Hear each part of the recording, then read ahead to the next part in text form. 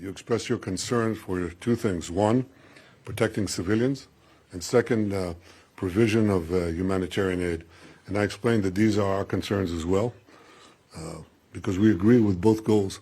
In fact, the Army of Israel has done more to minimize civilian casualties than any other army in modern times, and certainly any other army faced with such dense urban warfare and an enemy that seeks to use civilians as human shields, as Hamas does, often at gunpoint.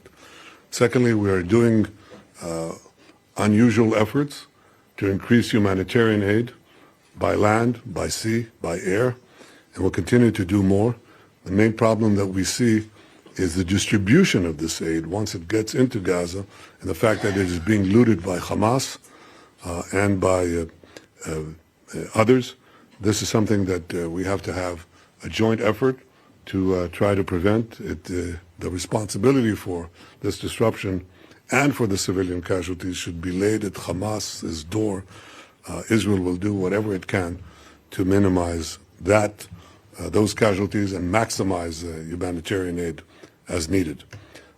We also agreed that Hamas has to be eliminated.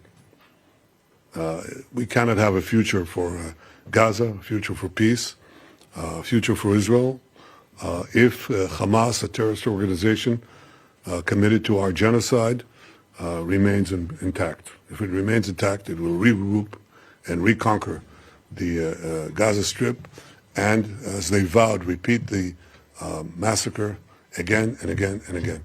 Yesterday I met with the families of hostages, and on Thursday, I met families of hostages.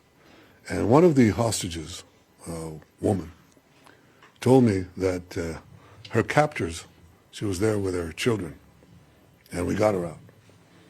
And she said the Hamas captor who held her hostage said to her, "You know, you're going back now. I suggest you go. Go anywhere. Go to California.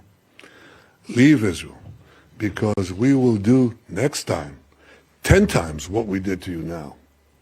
And after that, even more." So we cannot have this genocidal organization that murdered over 1,000 Israelis. We cannot have them in power.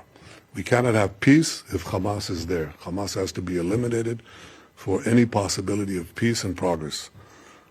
When we talked briefly also about the day after Hamas, the one thing that I would stress is it's got to be the day after Hamas is eliminated. That will open up other possibilities, but none can be realized unless Hamas is eliminated.